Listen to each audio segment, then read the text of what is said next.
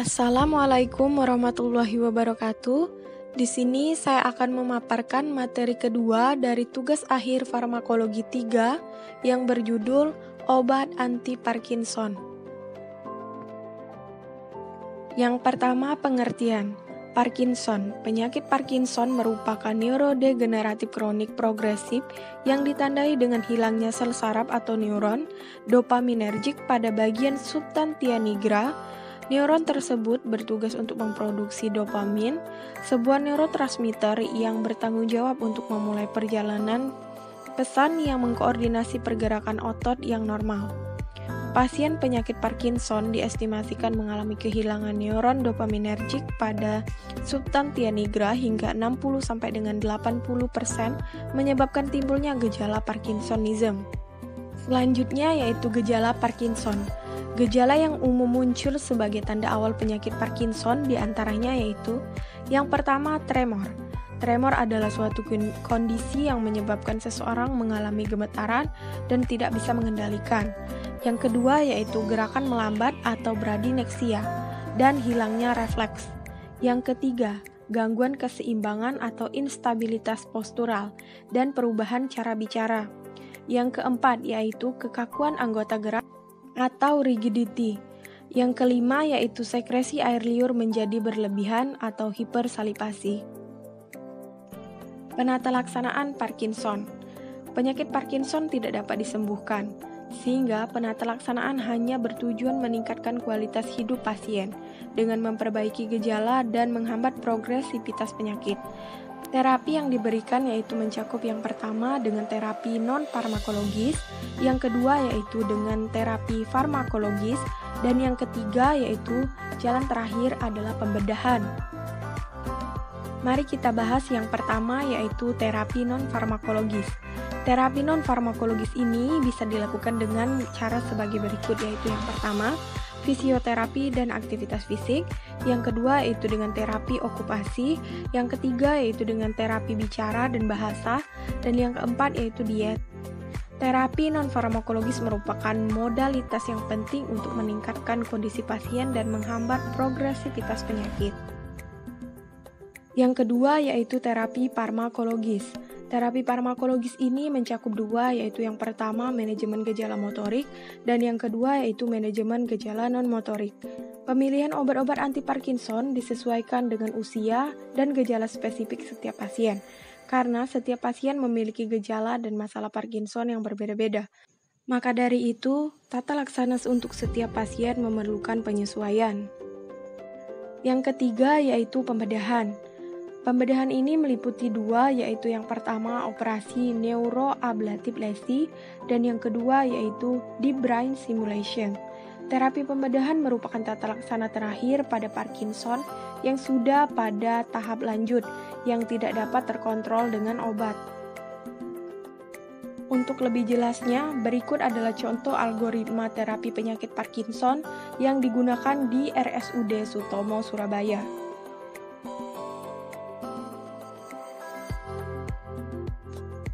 Senyawa-senyawa obat anti Parkinson. Yang pertama yaitu levodopa.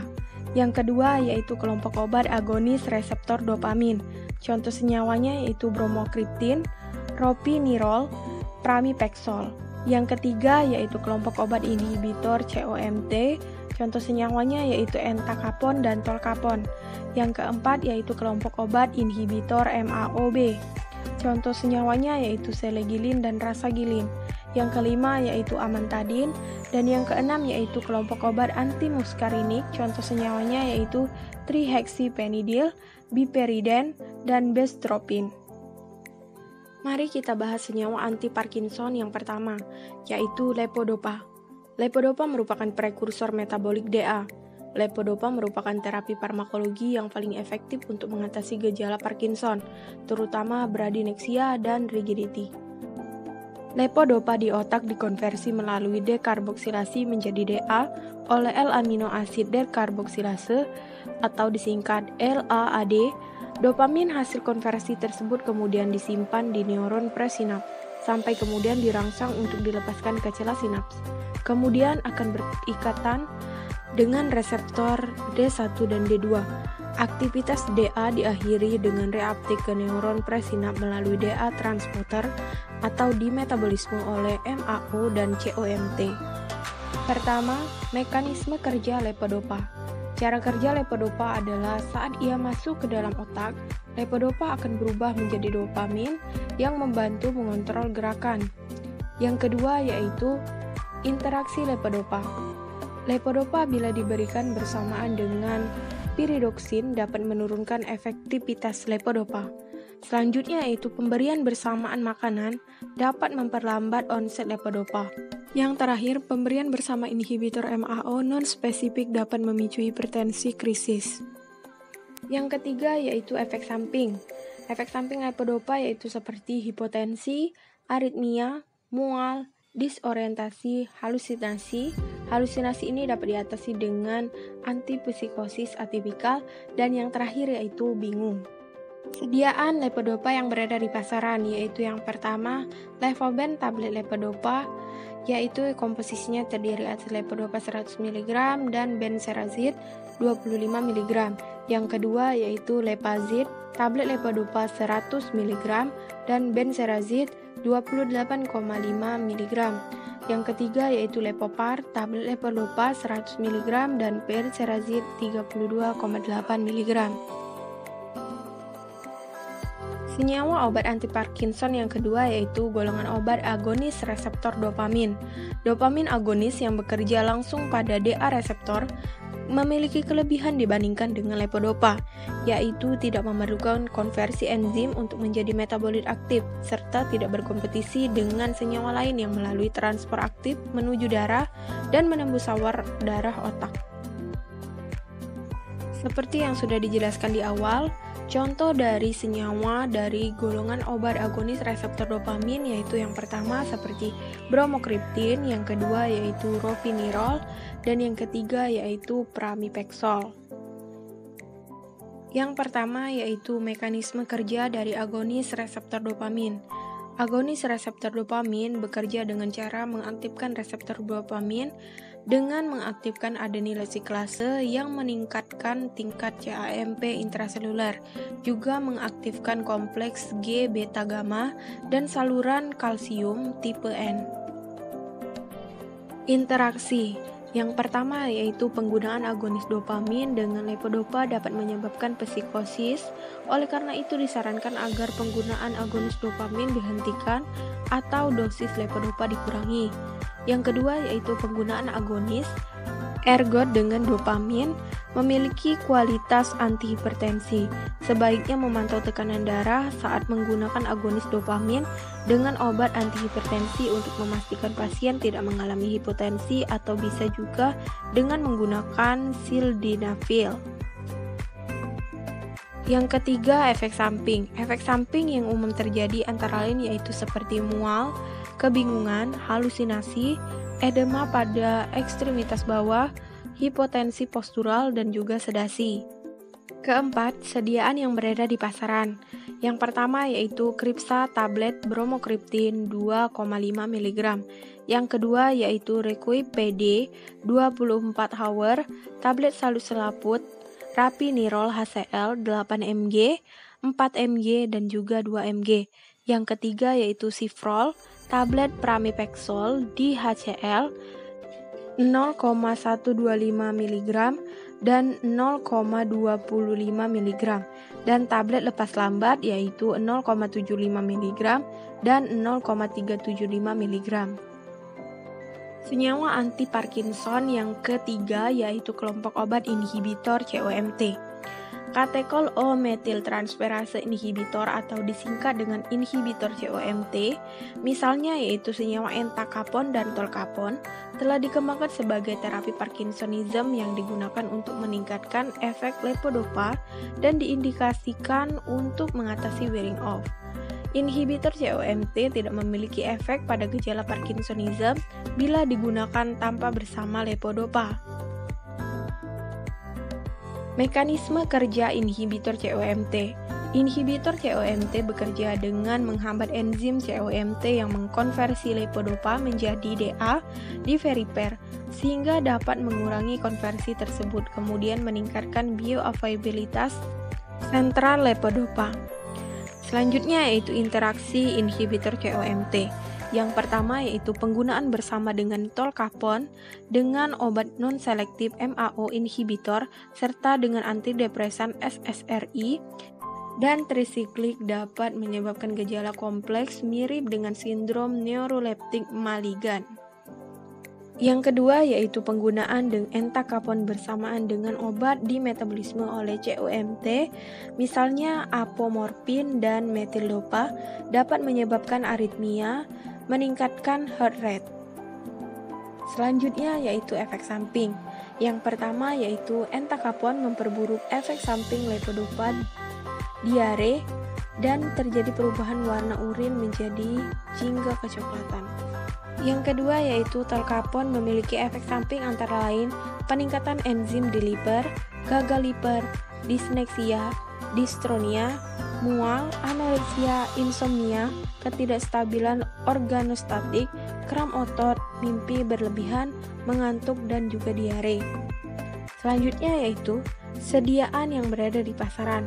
Yang pertama yaitu Stalevo tablet salut film entacapone 200 mg, levodopa 100 mg, dan carbiodopa 12,5 mg.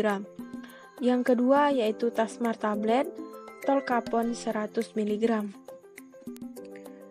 Senyawa obat anti Parkinson yang keempat yaitu kelompok obat inhibitor MAOB. Pasien Parkinsonism yang memerlukan pengobatan gejala Parkinson yang ringan atau yang lebih menyukai regimen terapi yang sederhana, MAOB inhibitor atau monoamin oksidase B inhibitor merupakan terapi pilihan pertama yang tepat. MAOB inhibitor juga dapat digunakan bersamaan dengan levodopa untuk mengurangi tingkat wearing off pada Parkinsonism stadium lanjut. MAOB inhibitor dengan struktur molekul propargilamin telah diteliti memiliki sifat neuroprotektif. Mekanisme kerja inhibitor MAOB. Obat golongan ini menghambat deaminasi oksidatif DA yang menghasilkan hidrogen peroksida dan akhirnya radikal bebas dapat merusak neuron nigrostriatal. MAOB inhibitor melindungi neuron dari stres oksidatif karena MAOB inhibitor mengalihkan katabolisme DA ke rute yang tidak menghasilkan peroksida. Adapun yang selanjutnya yaitu interaksi inhibitor MAOB, yaitu yang pertama, penggunaan selegilin bersamaan dengan simpatomimetik misalnya efedrin dan penilpropanilamin dapat menyebabkan krisis hipertensi. Yang kedua yaitu penggunaan rasagilin bersamaan obat yang memiliki efek serotonergik yang besar, misalnya selective neuron reuptake inhibitor atau SSRI, meperidin dan golongan opiat agonis trisiklik dan antidepresan dapat menyebabkan pipereksia dan diaporesis. Adapun yaitu yang selanjutnya efek samping dari inhibitor MAOB diantaranya yang pertama yaitu efek samping selegilin pada kardiovaskular antara lain hipotensi ortostatik, hipertensi, aritmia, palpitasi, angina, takikardia, bradikardia, edema perifer, mual, pusing, nyeri perut, halusinasi, mulut kering, sakit kepala, dan dyskinesia. Yang kedua yaitu efek samping rasagilin, yaitu berupa rasa kantuk, pusing, insomnia, kaku sendi, mulut kering, dan gangguan pencernaan. Adapun sediaan inhibitor MAOB yang beredar di pasaran yaitu seperti yang pertama, Jumex tablet selegilin 5 mg. Yang kedua yaitu rasagilin Milan tablet 0,5 mg. Senyawa obat anti Parkinson yang kelima yaitu amantadin. Amantadin merupakan DA agonis lemah. Amantadin tidak bisa direkomendasikan menjadi terapi lini pertama untuk pasien Parkinsonism stadium awal karena efikasinya belum dibuktikan dalam percobaan, tetapi secara umum direkomendasikan sebagai terapi tambahan, terutama untuk tambahan terapi diskineksia akibat penggunaan levodopa. Amantadin memberikan keuntungan yang cukup baik dalam mengatasi tremor, rigidity, dan bradykinesia. Mekanisme kerja amantadin. Mekanismenya belum sepenuhnya dipahami. Diperkirakan meningkatkan konsentrasi DA ekstraseluler pada neuron dopaminergik secara langsung DA atau meningkatkan sensitivitas reseptor DA. Interaksi. Yang pertama yaitu penggunaan bersamaan dengan antikolinergik atau disebut juga antimuskarinik dapat meningkatkan efek samping antikolinergik dan efek pada sistem saraf pusat. Yang kedua yaitu penggunaan bersamaan dengan antipsikosis dapat meningkatkan resiko terjadinya neuroleptik maligan sindrom atau disingkat dengan NMS. Yang ketiga yaitu penggunaan bersamaan dengan cotrimoxazole dilaporkan terjadi toxic delirium. Sediaan amantadin yang beredar di pasaran yaitu yang pertama Zintergia tablet amantadin 100 mg dan yang kedua yaitu amantadin HCl Sandoz tablet 100 mg. Senyawa obat anti Parkinson yang keenam yaitu kelompok obat anti-muskarinik atau disebut juga dengan sebutan lamanya yaitu antikolinergik. Anti-muskarinik misalnya benztropin dan trihexyphenidyl merupakan salah satu terapi lini pertama yang efektif untuk mengontrol tremor. Selain untuk mengatasi tremor, anti-muskarinik juga dapat digunakan sebagai terapi distonia. Penggunaan antimuskarinik harus diawasi atau dihindari oleh pasien Parkinson berusia lebih dari 70 tahun karena dapat menyebabkan terjadinya perkembangan efek samping yang tidak dapat ditoleransi, peningkatan resiko memburuknya fungsi kognitif, serta munculnya masalah neuropsikiatrik. Mekanisme kerja kelompok obat antimuskarinik. Kerja anti-Parkinson obat antimuskarinik dengan cara mengurangi efek kolinergik sentral yang berlebihan akibat adanya defisiensi dopamin. Selanjutnya, interaksi obat golongan antimuskarinik. Yang pertama yaitu trihexyphenidyl dapat menurunkan kemampuan tubuh dalam menyerap levodopa. Yang kedua yaitu hindari penggunaan benztropin bersamaan dengan obat menyebabkan paralitik, ileus fatal, hipertermia, atau tidak toleran terhadap panas, misalnya antidepresan trisiklik, haloperidol, dan fenotiazin. Yang ketiga yaitu penggunaan bifeniden bersamaan dengan morfin, morfin sulfat, liposom, oksimorfon, umeclidinium dapat meningkatkan resiko efek sampingnya. Adapun efek samping dari antimuskarinik yang paling sering muncul adalah sedasi dan juga kebingungan. Ada juga efek samping lainnya yaitu seperti penglihatan buram, kesulitan mengingat, delirium, depresi, konstipasi, mulut kering, dan retensi urin. Sediaan antimuskarinik yang beredar di pasaran yaitu yang pertama Heximer tablet salut film trihexyphenidyl HCl 2 mg. Yang kedua yaitu benztropin mesilat tablet 0,5 mg. Yang ketiga yaitu biperiden parco tablet 2 mg. Baik, sekian presentasi dari saya. Semoga dapat menambah pengetahuan serta pemahaman bagi saya dan penonton pada umumnya. Saya akhiri. Terima kasih. Wassalamualaikum warahmatullahi wabarakatuh.